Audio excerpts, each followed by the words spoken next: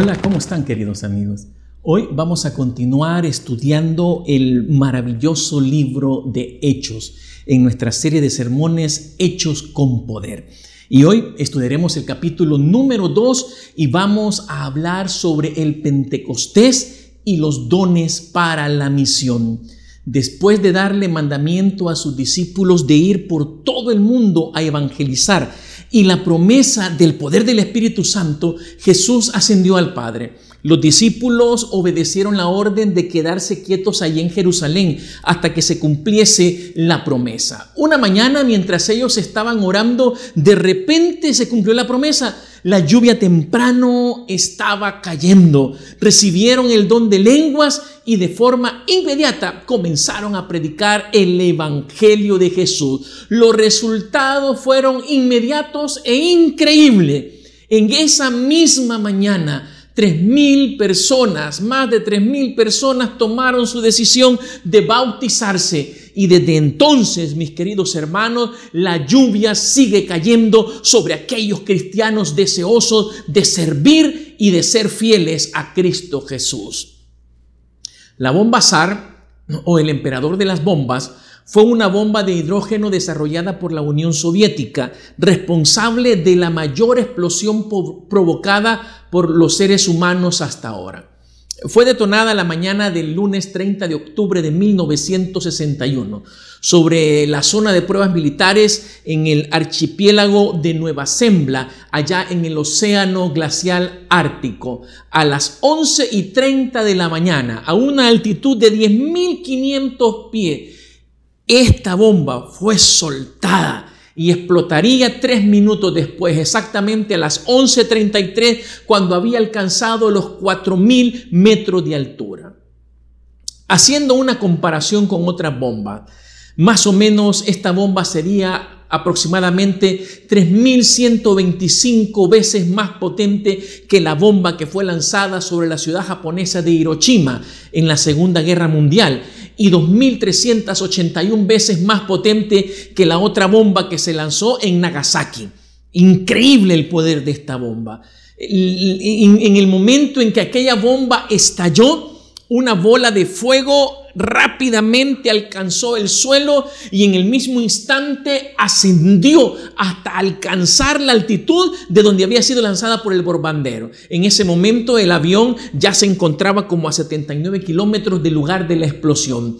Esa explosión demostró que no solamente sería capaz de destruir un gran objetivo, sino que era posible que lo que hubiese logrado también hubiese destruido megaciudades. Por ejemplo, Tokio y las ciudades que están alrededor de ella, o Nueva York y las ciudades que están alrededor de ella, hubiesen sido completamente destruidas. Cuando la bomba se detonó, inmediatamente la temperatura directamente debajo y alrededor de la detonación se elevó millones de grados. La presión bajo la explosión fue de 211,000 megatones por metro cuadrado. Más, para que tengamos una idea, más de 10,000 veces la presión que hay en el neumático de un automóvil. La energía luminosa que desprendió la explosión fue tan poderosa que pudo verse incluso a 1,000 kilómetros de distancia con cielo nublado. La onda de choque fue lo bastante potente como para romper vidrios gruesos incluso a 900 kilómetros de la explosión. La nube de hongo producida por la explosión se elevó hasta una altitud de más o menos 64 kilómetros antes que se nivelara. Y la energía térmica generada por la bomba fue tan grande que podría haber causado quemaduras de 3er grado a una persona que se encontraba a 100 kilómetros de la explosión. Hoy yo les quiero hablar de otra explosión. Pudo haber sido más o menos a finales de mayo o principios de junio del año 31 de nuestra era, allá en Jerusalén. Era muy temprano en la mañana y de repente se escuchó un tremendo estruendo. El día había llegado, el poder prometido había descendido y estaba siendo liberado, como la explosión más grande de la historia que trastornaría al mundo entero. Era Pentecostés y el monzón de la lluvia temprana había llegado. Se estaba inaugurando una era con poder y con dones. Después de su resurrección, Jesús pasó 40 días con sus discípulos, lo hablamos en el tema pasado. Ahí en Hechos 1:3 dice que pasó hablándoles acerca del reino de Dios. Y el tiempo que pasaron con Jesús, esos 40 días, quizá fue el periodo de preparación más intenso para los discípulos, para aprender más del evangelio y para llevar el evangelio hasta los confines de la tierra. Jesús les mandó, dice Hechos 1:4, que no se fueran de Jerusalén, sino que esperasen la promesa del Padre.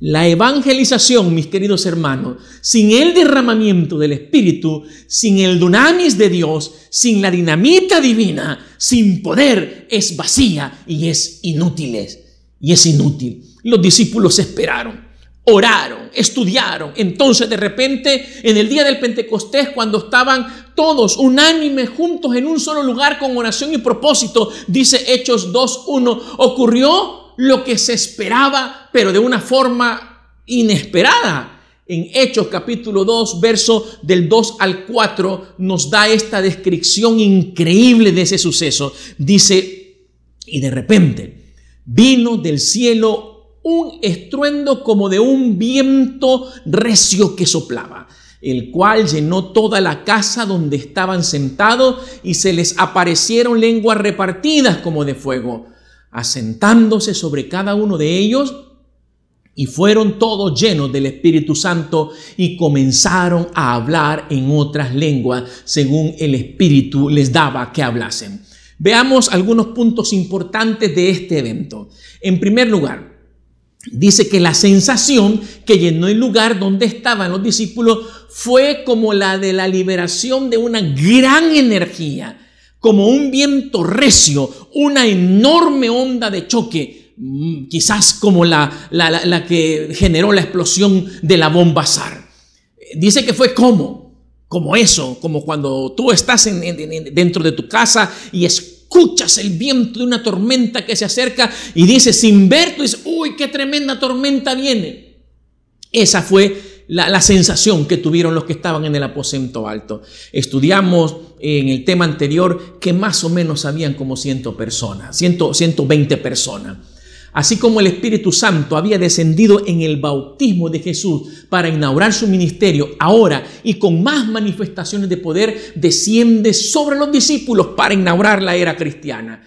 Como lenguas de fuego, dice el pasaje, como pequeñas llamas visibles que se dividen y pasaban de una a otra persona. No solo sobre los 12, queridos hermanos, es claramente que fue sobre aquellos 120 que estaban en ese lugar.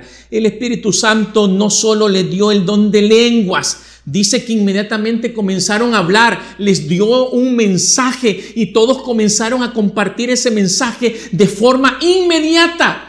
Era necesario aprovechar la oportunidad.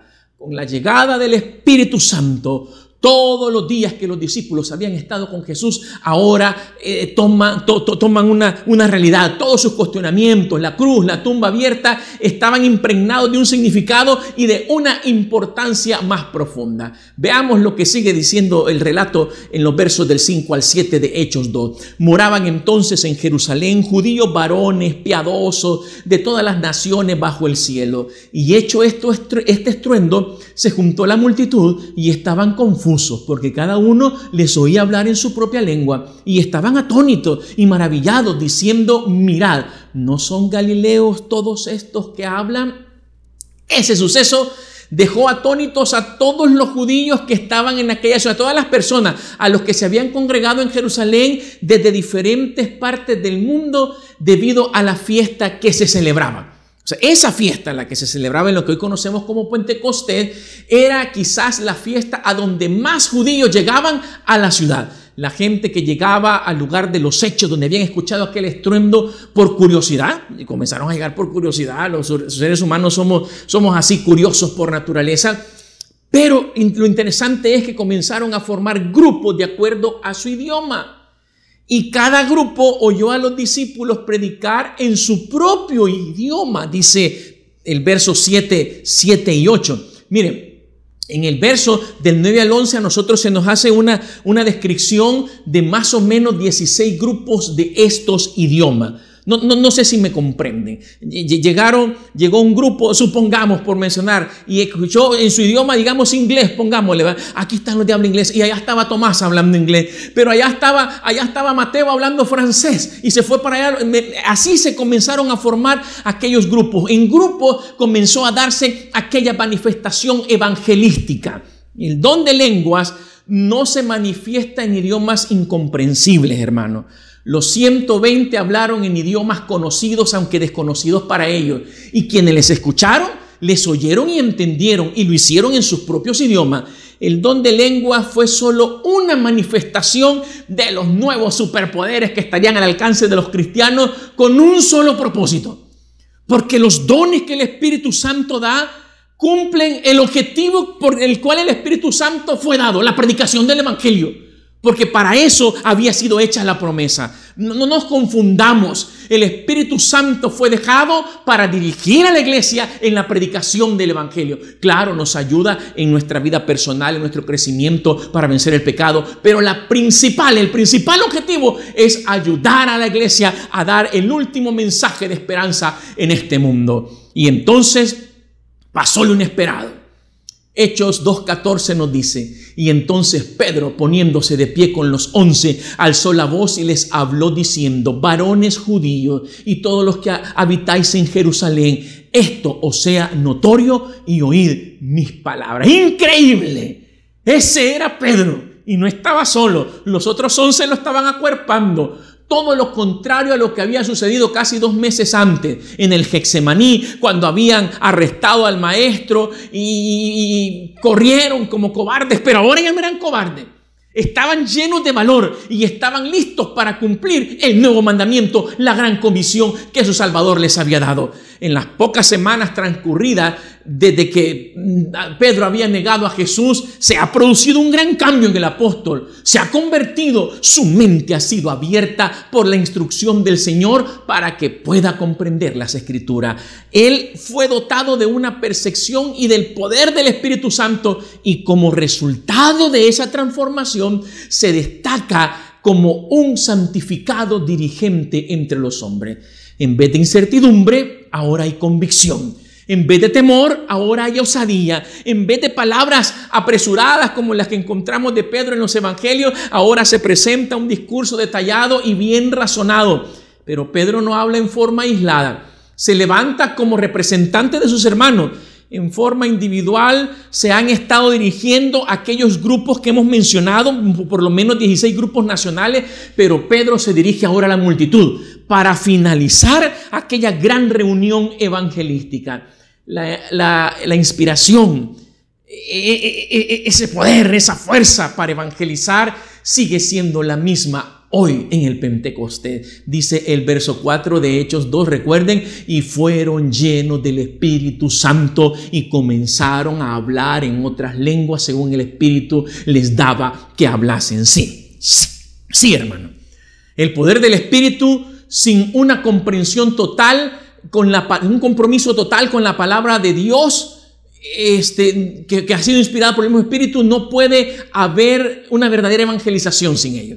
Es el poder del Espíritu el que le dio poder a Pedro para predicar su primer sermón. Un misionero no nace por erudición, no nace por elocuencia, no nace por habilidad o por riqueza. Un verdadero misionero nace por el poder del Espíritu Santo, porque evangelizar es un milagro realizado por el Espíritu Santo en nosotros, construido por el compromiso con la Escritura y expresado a través de humildes labios de barro, a través de humildes labios humanos.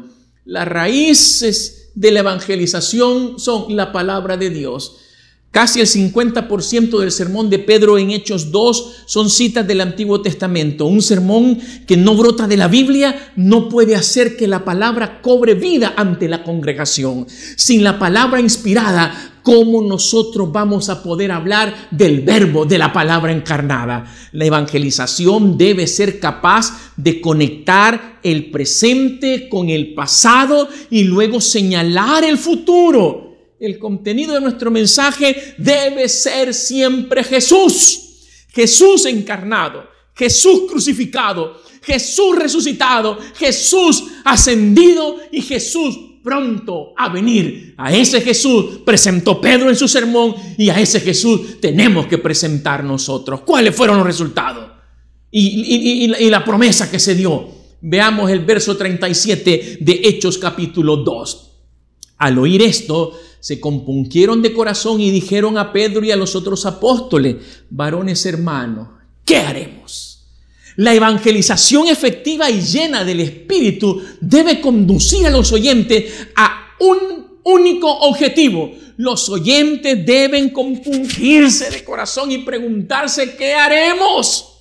Ese evento evangelístico del Pentecostés sacudió a la ciudad de Jerusalén con la manifestación del poder del Espíritu y con la predicación bíblica del apóstol Pedro. Y las masas se volvieron al apóstol y con la pregunta: ¿qué haremos? Recuerden, mis hermanos, ningún sermón, ningún esfuerzo evangelístico, ningún estudio bíblico, ninguna campaña debería terminar sin que alguien se haga esa pregunta: ¿qué haremos? Evangelizar no es un entretenimiento, no es información que se reparte para que la gente simplemente conozca.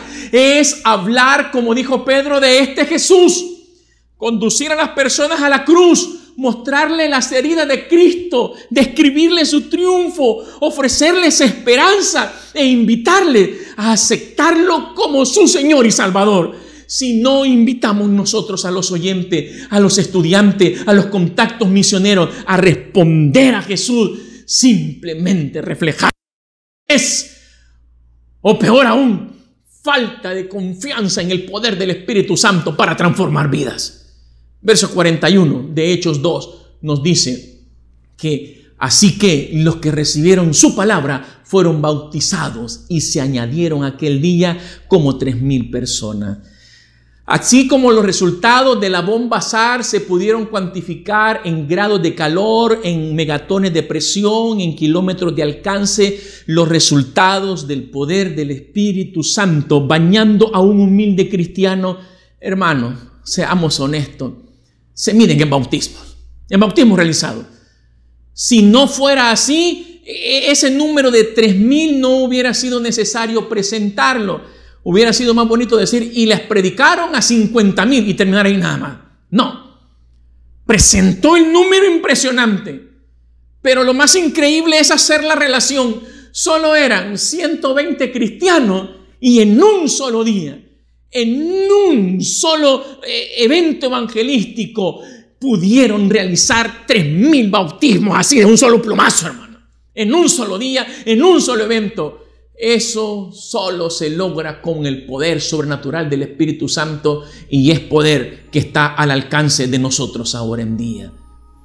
Miren, dice la sierva del Señor en los Hechos de los Apóstoles, en la página 45, el derramamiento del Espíritu en los días de los apóstoles fue el comienzo de la lluvia temprana, así le llamamos, ¿verdad? Y gloriosos fueron los resultados. Hasta el fin del tiempo, la presencia del Espíritu ha de morar con la iglesia fiel. ¿Cómo? Sí, lo dice claramente. Porque a veces decimos: no, es que esos fueron ellos, allá fue la lluvia tardía, ahora estamos esperando, esa fue la lluvia temprana, hoy estamos esperando la lluvia tardía. Pero dice la pluma inspirada que quedaron cayendo las lluvias del Espíritu Santo sobre la iglesia. Lo afirmó Pedro ahí en los versos 38 y 39, siempre de Hechos 2. Pedro les dijo a la multitud: arrepentíos y bautícese cada uno de vosotros en el nombre de Jesucristo para perdón de los pecados. Y ahora es increíble. Eran 120, ¿sí? Pero ahora le dice a esos 3,000, a los 3,000 que están ahí: y recibiréis el don del Espíritu Santo. Ahora, pero no solo le dice a esos 3,000, porque para vosotros es la promesa, dice él, y para vuestros hijos, y para todos los que están lejos, para cuantos el Señor nuestro Dios llamare. Para todos los que están lejos. Ese soy yo, ese eres tú.